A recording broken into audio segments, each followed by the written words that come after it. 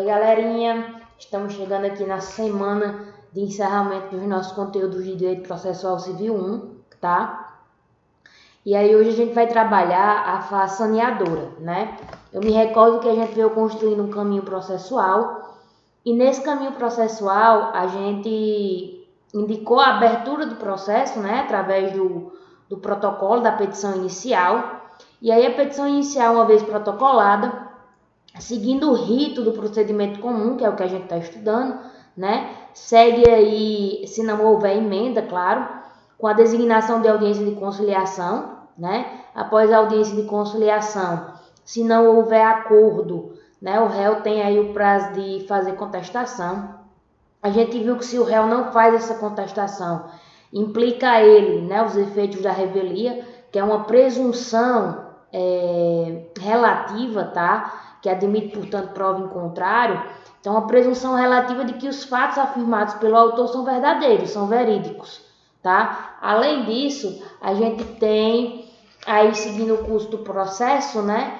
A gente tem, uma vez que essa defesa é feita ou que a revelia é identificada, a gente segue para uma segunda fase do processo, saindo da fase saneadora, que saindo da fase postulatória, a gente chega na fase saneadora, tá? Que é justamente essa fase que a gente vai verificar agora. Contudo, né, antes de adentrar especificamente na fase saneadora, eu preciso que vocês lembrem de uma informação. Que informação é essa, professora? A informação de que as fases do processo, ou seja, aquelas 5 que a gente já comentou, a postulatória, saneadora, instrutória, decisória, recursal e executiva, né, que pode ser autônoma ou que pode ser uma fase do processo quando se trata de cumprimento, tá? Então, diante dessas fases aí processuais, a gente tem que verificar que elas são dinâmicas e não estáticas. Se elas são dinâmicas e não estáticas, significa dizer que, muito embora existam momentos processuais definidos para que elas ocorram, pode haver aí uma mistura entre as fases. Então, o saneamento, tá? Ele não vai ocorrer só nesse momento que a gente vai começar a falar agora, mas o saneamento ele pode ocorrer dentro da fase instrutória, tá? Uma vez que o juiz está lá coletando a prova, havendo a necessidade de organização do processo, ele pode paralisar a instrução e fazer esse saneamento, tá? Então, a gente tem que visualizar essas fases de forma dinâmica, tá? E antes da abertura da própria fase de saneamento, existe, né, algumas providências que a gente conhece como providências preliminares, tá? Essas providências preliminares, elas justamente precedem, né, essa fase saneadora. Então, de acordo, né, com o que aconteceu já na fase postulatória, o juiz vai poder tomar essas providências preliminares ou, né, se não for caso de caber alguma dessas providências preliminares que a gente vai tratar agora, ele parte para o saneamento, né, que efetivamente está descrito no código como julgamento conforme o estado do processo. E aí o juiz vai ter a possibilidade aí de extinguir o processo com resolução, sem resolução, poderá fazer julgamento antecipado de mérito total ou parcial, a gente vai ver, ou, né, em último caso, não sendo dessas circunstâncias, ele faz a decisão de saneamento para partir posteriormente para a fase instrutória e a seguir, né, para a fase decisória. Tá? Então, o panorama que a gente traça processual é esse agora. E aí a gente precisa entender inicialmente, né, o que é essa fase processual de saneamento. O que é esse saneamento processual? Vocês percebem aí na imagem, e aí vocês podem ver isso, né? A gente tem aí um bonequinho com a vassoura. Como assim um bonequinho com a vassoura, professora? Qual é a analogia que a gente pode identificar aí? Olha, a fase de saneamento é, na verdade, uma limpeza processual que o juiz faz. Então, é uma limpeza de responsabilidade do magistrado. Na verdade, a palavra mais correta para a gente encaixar aí, dentro dessa fase saneadora como sinônimo, é a organização do processo. Tá? Então, saneamento é a mesma coisa que a organização. Uma vez que eu propus o processo, uma vez que o juiz deu os encaminhamentos, que o réu fez defesa, que houve tentativa de conciliação, o processo precisa prosseguir e o juiz precisa entender as alegações que foram feitas na fase postulatória, organizar essas alegações para que ele chegue na produção de provas, que é a fase instrutória, e saiba quais são os pontos controvertidos, ou seja, quais são as divergências, né, a liga, a contraposição de interesses que existe ali entre aquelas partes, para poder ele dar seguimento, entender a instrução, produzir a prova, né, participar da produção da prova, na verdade, formar seu convencimento para poder dar uma decisão. Então, o saneamento ele surge e serve justamente para isso, tá? Para a gente fazer essa organização. No CPC de 73, a gente não tinha, tá? Uma fase de saneadora propriamente dita e especificada como a gente tem no CPC de 2015. Então, isso já representa um avanço processual aí também, tá? E aí, gente, como eu disse a vocês, né, quando a gente fez aqui a abertura da nossa aula de hoje, eu disse que antes de se adentrar propriamente na fase saneadora, é possível que o juiz, diante da petição inicial, diante da possível contestação que existiu, né, ou da ausência de apresentação de contestação, porque é um fato também, né, que enseja revelia.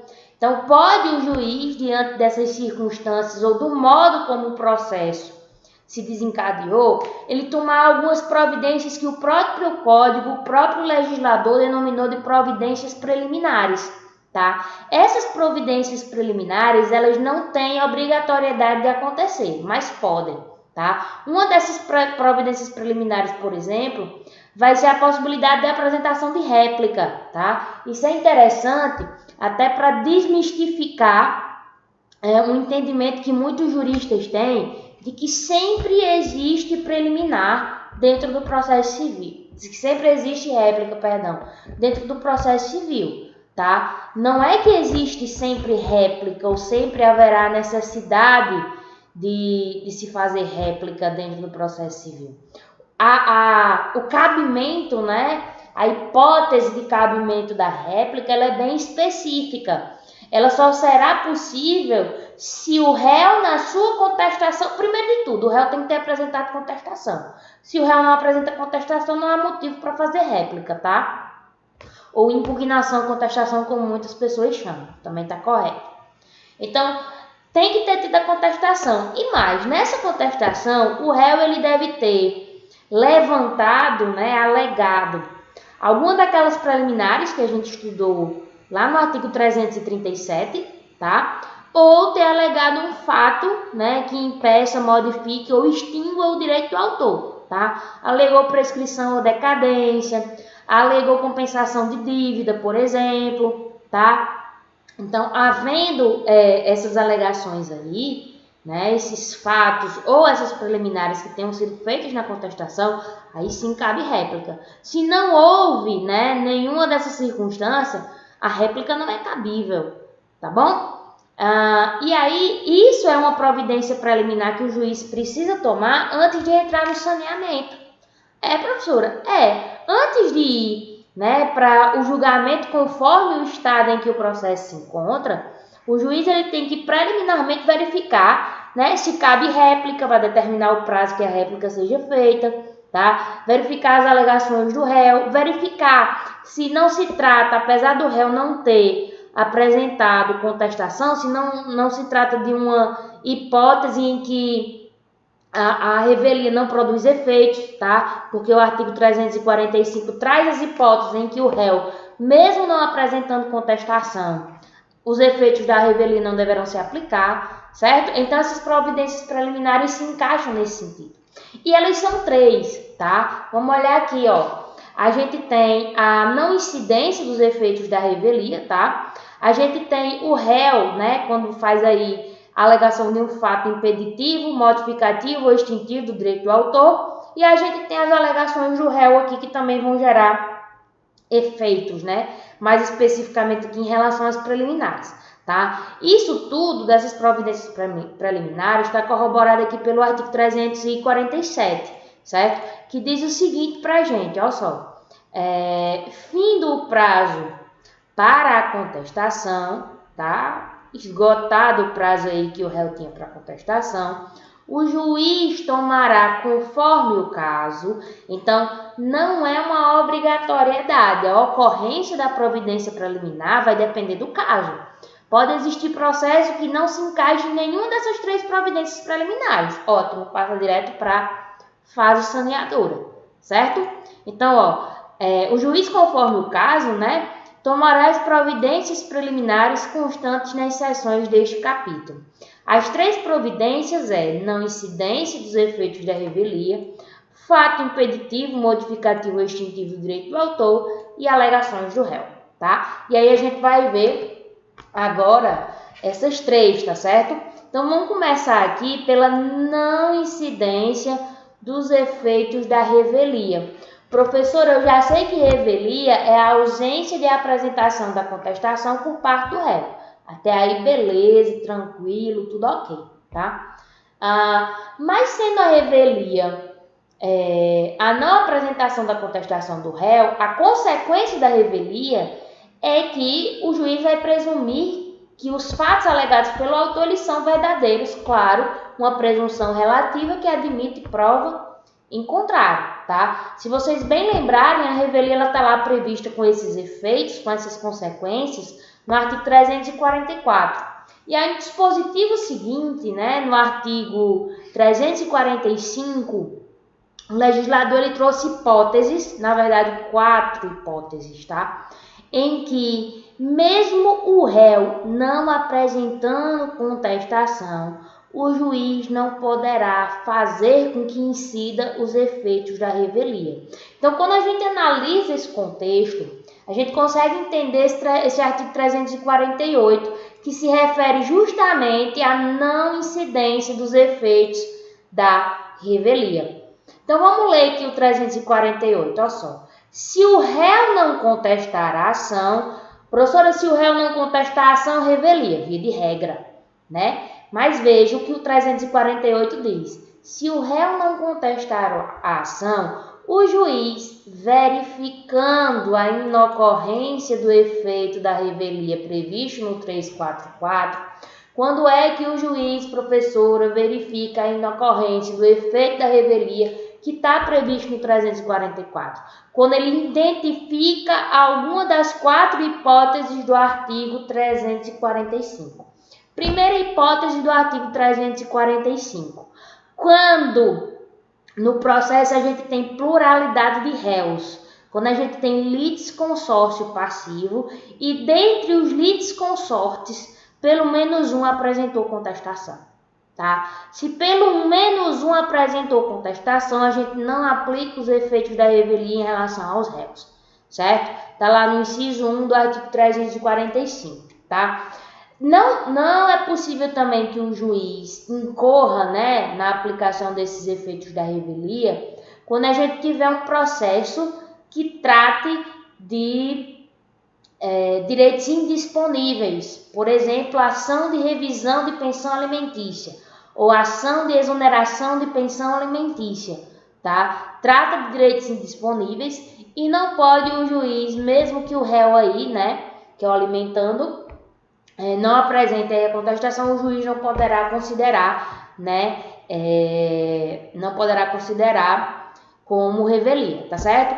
Quando a petição inicial ela é proposta, né, a terceira hipótese aí de não ocorrência dos efeitos da revelia, quando a petição... Opa, tô toda arrupiada, né? Quando a petição inicial, né, ela vem aí sem a prova que justifique o juiz considerar aquela alegação do autor verdadeira. Então, peraí, professora. O efeito da revelia é gerar a consequência de considerar os fatos ditos pelo autor como verdadeiros, mas admite prova em contrário. Então, você imagina que o autor fez a petição inicial, ele alegou que o nome dele foi negativado indevidamente, o réu teve prazo para apresentar contestação, não apresentou. deveria se considerar os fatos alegados pelo autor como verdadeiros. Mas aí o autor, ele apenas disse que o nome dele foi negativado indevidamente. Ele não provou que o nome foi negativado, nem tampouco que essa negativação era indevida. Ora, se a prova mínima, né, da petição inicial é inexistente, o juiz também não vai aplicar os efeitos da revelia, tá? E a outra situação é quando a gente tem alegações, né, que foram feitas aí pelo autor, e essas alegações elas são contraditórias às provas, né, que ele juntou nos autos, ou são inverossímeis, tá? Elas não condizem com a verdade. Então você imagina que a gente tem uma ação previdenciária, tá? E que a parte aí está alegando pensão por morte porque mantinha união estável com o falecido, né? Que era beneficiário aí do INSS. E aí ela precisa comprovar esse tempo de manutenção de união estável. E aí ela junta provas, né, de que mantinha essa união estável há 2 anos, por exemplo, mas ela está requerendo o reconhecimento dessa união estável e, consequentemente, da pensão por morte em relação à união estável de 10 anos. Mas ela só tem provas aí de que a união estável se mantinha pelos 2 últimos anos, tá? Então, as provas aí elas são contraditórias em relação aos fatos que são narrados pelo autor, ou até mesmo inverossímeis, tá certo? Então, nessas 4 hipóteses aí, tá? Muito embora o réu não tenha apresentado contestação, os efeitos da revelia não serão produzidos, tá certo?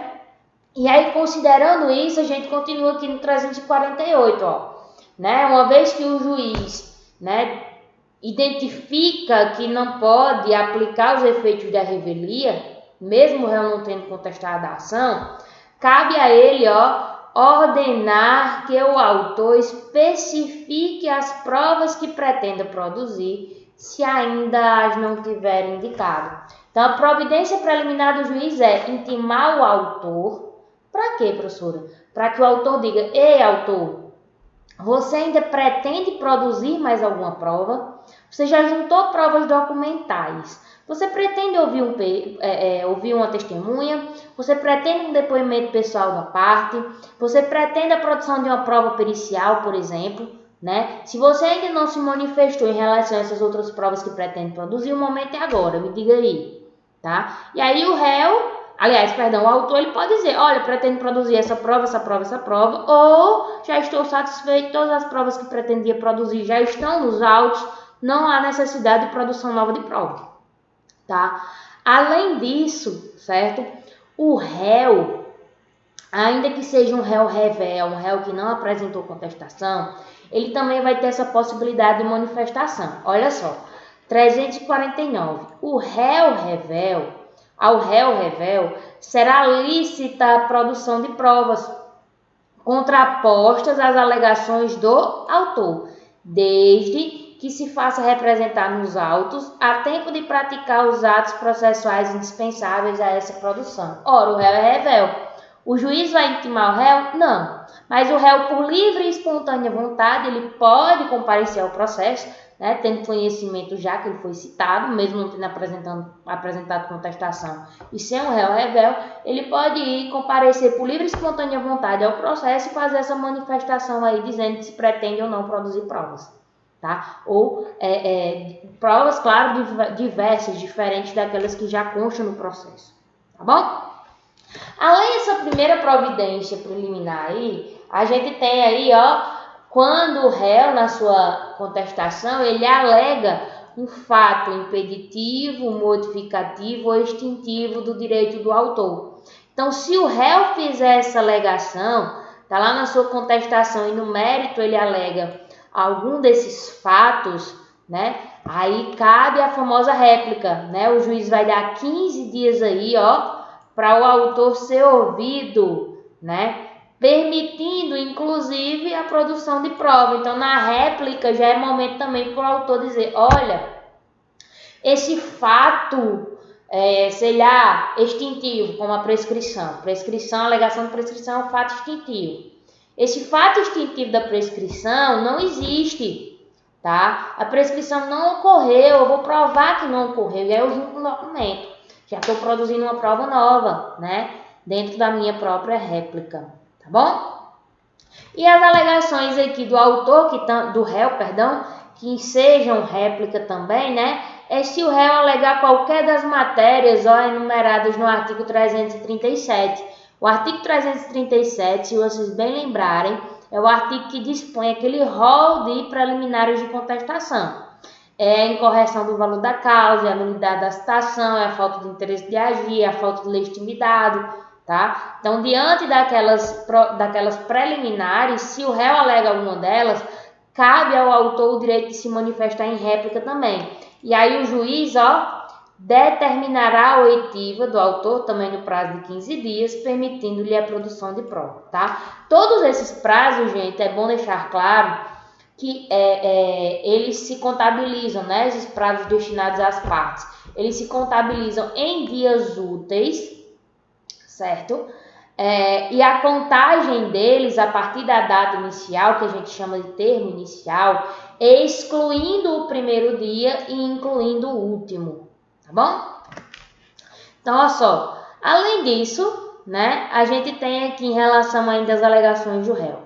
Verificada a existência de irregularidades ou vícios sanáveis, o juiz determinará sua correção em um prazo nunca superior a 30 dias.